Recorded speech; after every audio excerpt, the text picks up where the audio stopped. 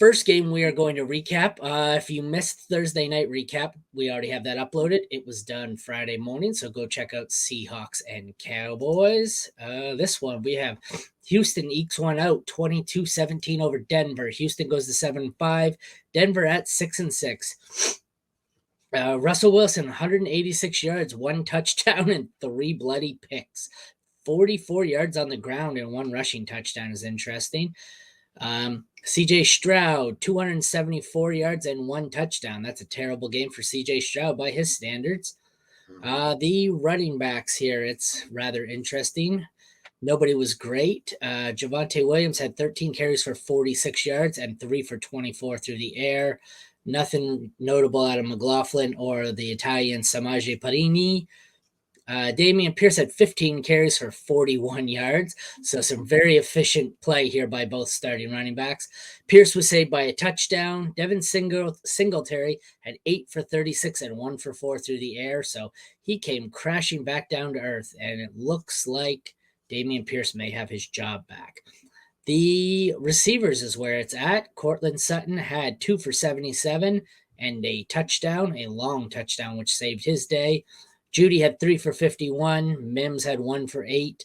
Nico Collins was the main beneficiary of Tank Dell and his broken leg. Just a sec. Kenny Pickett has high ankle sprain and underwent surgery this morning. He is out this week. No kidding. Yeah, he's going to be gone. He's not going to be back anytime soon. He had surgery. He is out this week on Thursday and could be out longer than that. No kidding.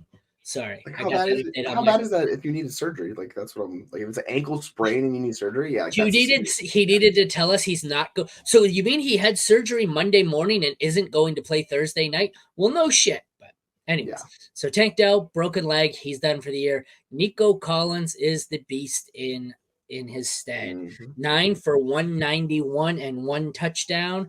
Nobody else really did anything, which is surprising. I was writing up Noah Brown as someone I want to be adding off the waiver wire, and surprisingly, he didn't do shit. No surprise. He's not good.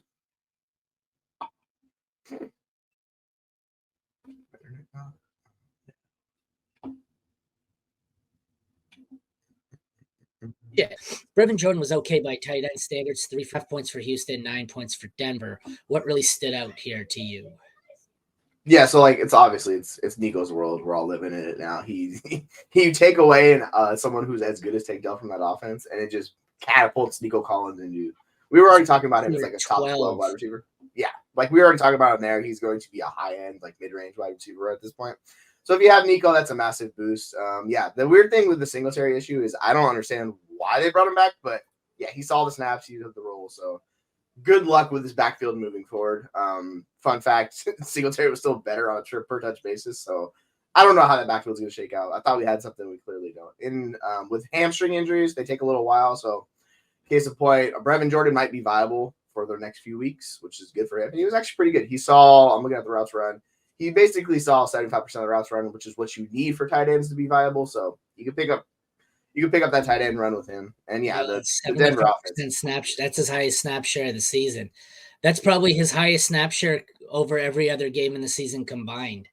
It might be his highest of his career, honestly. Like he just has not been very good across his career. So yeah, like we need tight ends, and there's a few of them that are viable, and he'll count as long as Schultz is out. So if we have that, would be confirmed. That is his highest snap share by 15% in his NFL career.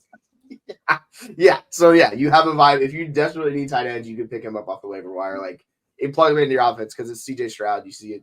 He didn't do great, but he was viable. So you know what? I'll take it if you're a desperate need. We're 3 for 64. Like that works. That saves the day. The Denver offense is just gross, man. It's so rough. Like even Javonte with his work didn't do anything. Cortland Sutton's the only guy you can count on.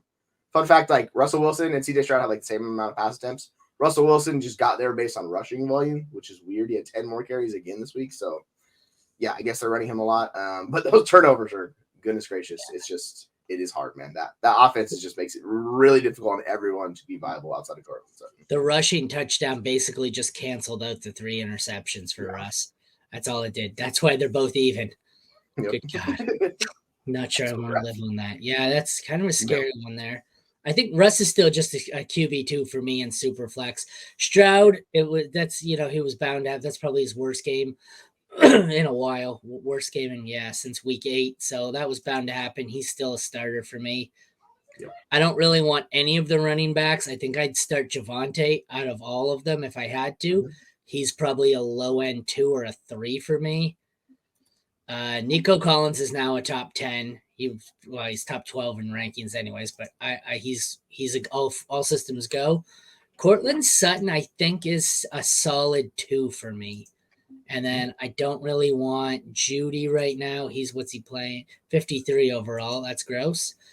Mims is a decent stash. There's got to be someone else on this roster to emerge. I added in my waiver column both Noah Brown and John Mechie. I would really love it if Mechie was the guy because Mechie is very readily available. So in my stash guide, Mechie is someone where if you have an extra roster spot, I am scooping him up everywhere. Just in case next week he is the guy. Who do they get next week?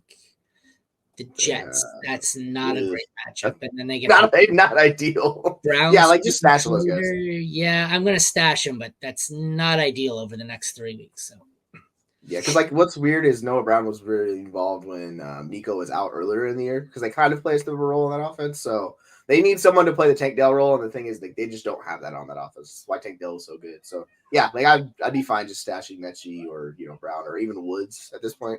You just need somebody else to step forward, but it just seems like it's probably gonna be Nico and just a couple other guys fighting for it.